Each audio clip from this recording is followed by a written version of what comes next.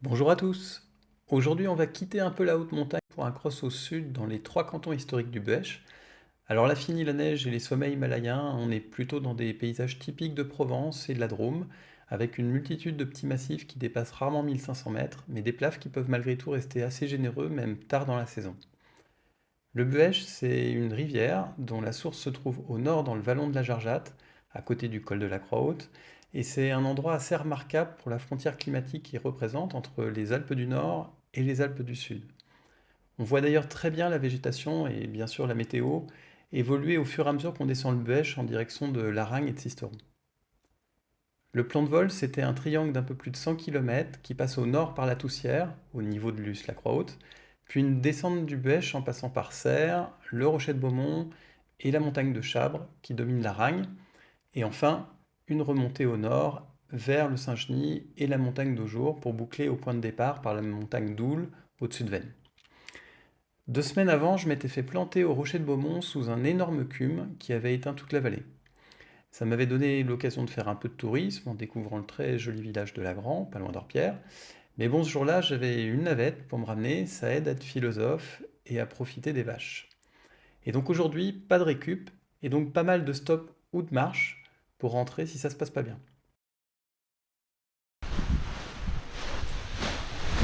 On se retrouve au déco de la Longeagne où il y a pas mal de monde. Il faut dire que la journée s'annonce plutôt bonne, avec beaucoup d'instabilité, même si les plafs annoncés vers 2005-2006 sont pas fabuleux. Et effectivement, très tôt, on voit à la fois des développements nuageux, mais aussi que ça reste très bas de plafond sur le dévolu.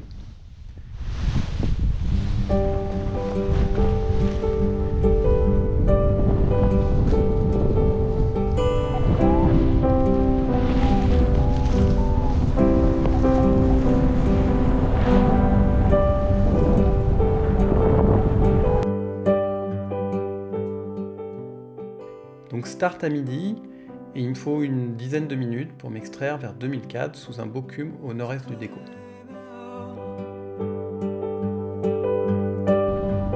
Out to where you see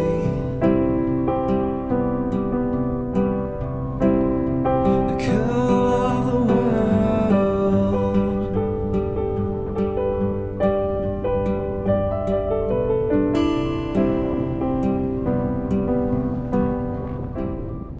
Là, je sens qu'il y a un peu de sud-est, et ça va faciliter ma première transition au nord-ouest vers les crêtes entre le Luzet et l'Orient.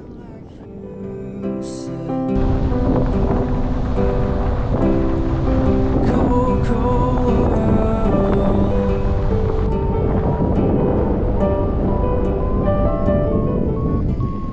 Je raccroche un peu au-dessous de 1700 sur cette crête, et effectivement le sud est bien présent avec un thermique qui décale généreusement au nord-ouest vers le Diois. Only one thing left to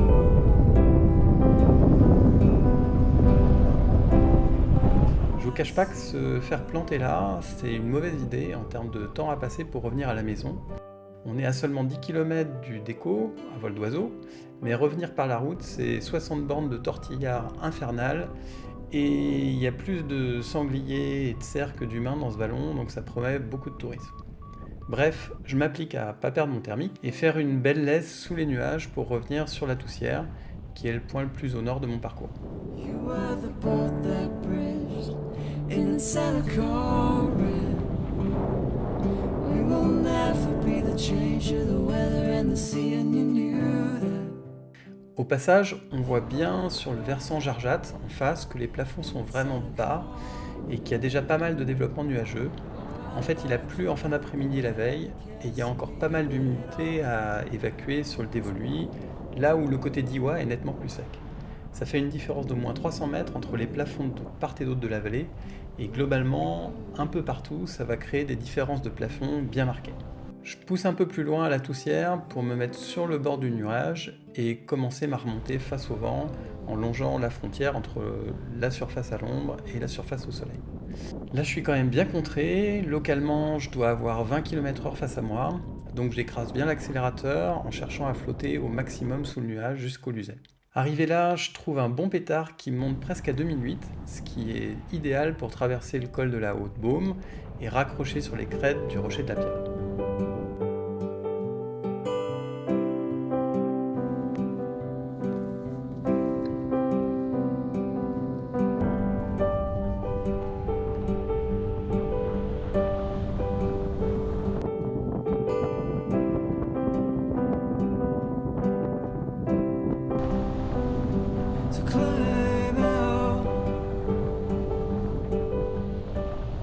refait un plaf à 2007 à la Piare, où j'ai globalement moins de vent dans le nez que sur le début de ma branche sud.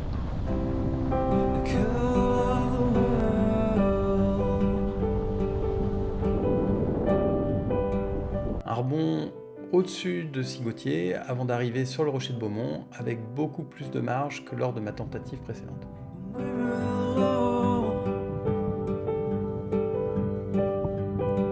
Just like you said, cold, cold world.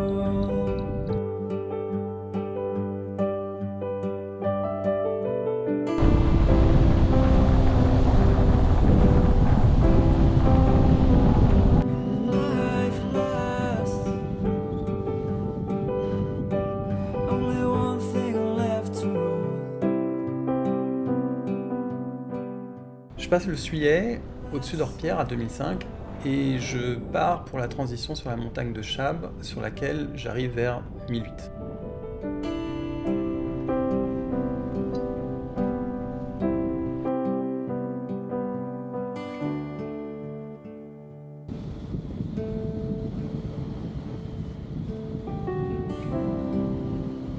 Ça laisse 500-600 mètres de marge au-dessus de la crête, mais là j'hésite. J'avais prévu initialement de remonter vers l'ouest jusqu'au village de Ballon, mais je vois que presque toute la crête et la vallée sont à l'ombre. Il y aurait bien la solution d'aller chercher les thermiques décalées sur la plaine, mais ça reste assez aléatoire, et si ça marche pas, j'ai 13 bornes à faire en sens inverse pour revenir au-dessus de la Ragne. Et puis le thème de la journée c'est le Buëch, et là je dirais qu'on est plus dans la Méouge, alors c'est décidé, j'abandonne les 5 km de la branche ouest. Je vais pas le regretter parce que je perds 150 mètres sur le début du cheminement vers l'est avant de retrouver un bon thermique qui me monte au Barbule à 2004.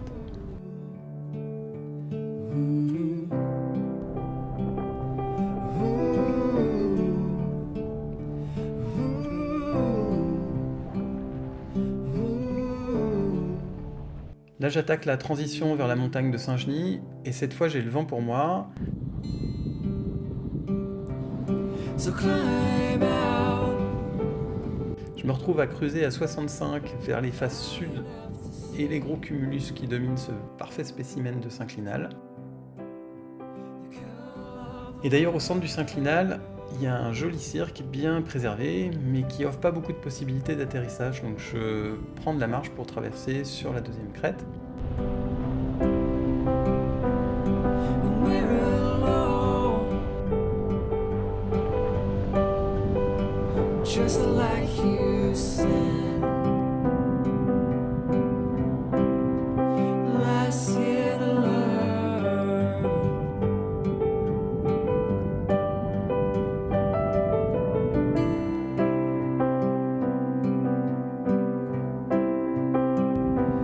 You were the boat that bridged in the telecurrent. We will never be the change to the. Initialement j'avais prévu un crochet à l'est vers le pic de Kring pour effaïser mon triangle, mais Guillaume au déco m'a rappelé que la ZRT du meeting aérien de Tallard mangeait un bout de la montagne de jour, merci Guillaume, et donc j'ai dû couper ce bout-là de mon parcours.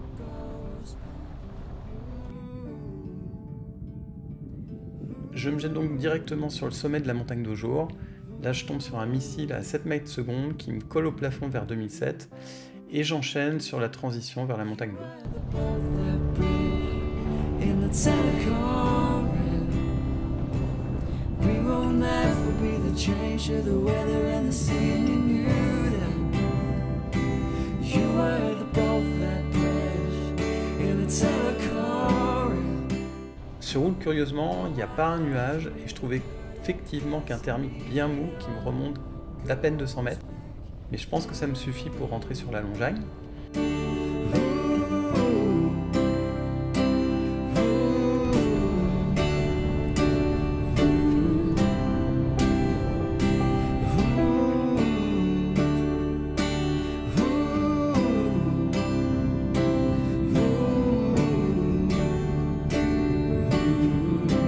Je vais quand même me faire bien scotcher en arrivant sur la face sud de la Longagne. Mais bon, dès que le cheminement est retrouvé, il n'y a plus beaucoup de suspense, ça monte sans surprise sur toute la crête. Et donc je boucle ce triangle qui ne fera du coup que un peu plus de 90 km. Voilà, j'espère que ça vous a plu. Ça fait un petit tour de 4 heures dans des conditions sympas qui donnent un aperçu de la région avec pas mal de possibilités d'extension.